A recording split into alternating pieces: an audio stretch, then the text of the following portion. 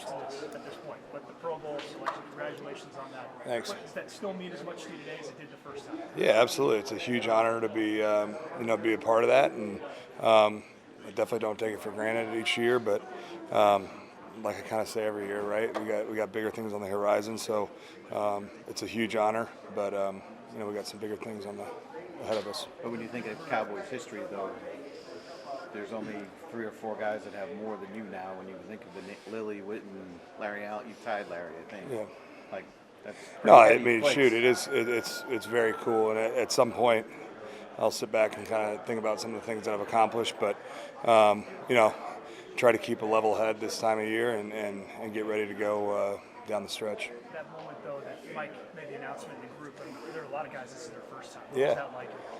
Oh, it's awesome. I mean, shoot, we had more guys in this locker room that are deserving too. So, it's a great honor and something for guys to work towards. And but it was cool to be a part of that group and this team.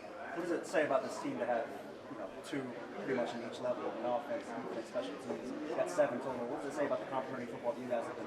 Yeah, it's something that's something we wanted to do from from the beginning of the year, and that's kind of been the story of our year. We've played really good football. We've played great complementary football.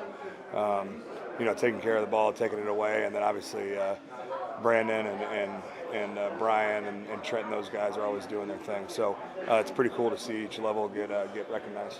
What's your sense of how important it is this game to win the division, to get the number 2 seed, play your playoff games at home, not have to play 40 awards? Yeah, it's huge, right? I mean, you want to be able to control your own destiny, and we have the opportunity to do that this year. And a lot of the guys in the locker room were a part of that game last year to end the season and kind of leave that sour taste in your mouth. So I don't think anyone's taking this game lightly.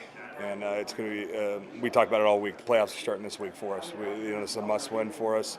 Able to get some home games and make our push there in the postseason. Did you watch Arizona last week against the Cardinals game against Philly? Did you see Yeah. the result? What was the reaction from Yeah. the teammates?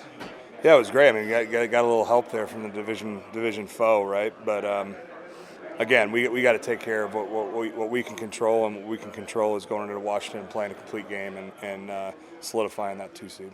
How would you assess where the run game is now, and what are you specifically focusing on? These are the small things we need to get better to make a big difference. Yeah, I think it's not a secret. I think it's been a little up and down, right? That starts with us up front, and the big thing, we got to eliminate the negative runs. I think that was something that I took away from that tape on Sunday is you can't go backwards on run plays. It's hard to call plays. It's hard to play quarterback when you're in those 2nd and long situations. So just getting back to the basics and making sure we're having positive plays every time we get those runs called.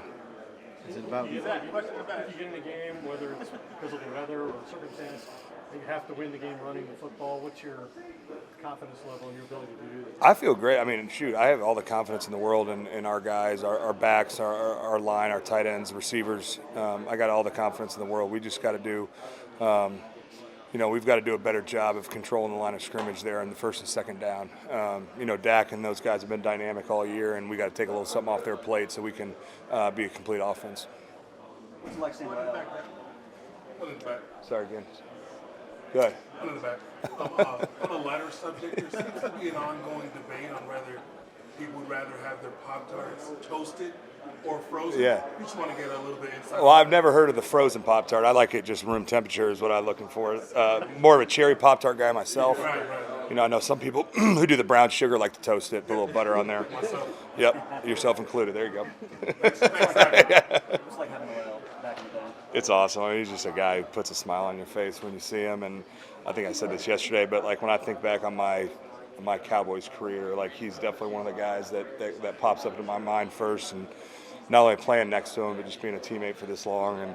And he's just got that infectious personality that spreads throughout the locker room. So I'm happy to have him back. how much do you think he missed not being, not just in this locker room, but in any locker room during the course of the year? Yeah, I mean, you can ask him, but I imagine that he missed that. He's a camaraderie guy, right? He loves hanging with the guys and being in the locker room, and he's been back for 12 hours, and you're already feeling it, which is great. Many feel like DeMarcus Lawrence should be a guy that's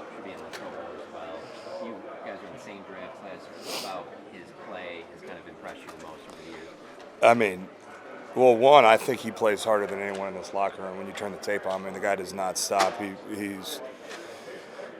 He's consistently just running, and then not to mention, I think he's as good, if not the best, edge guy against the run there is. So, and then you put on top of it his pass rush moves. So he's just a complete player, and got a lot of pride in that 2014 draft class, and he's still playing at an extremely high level.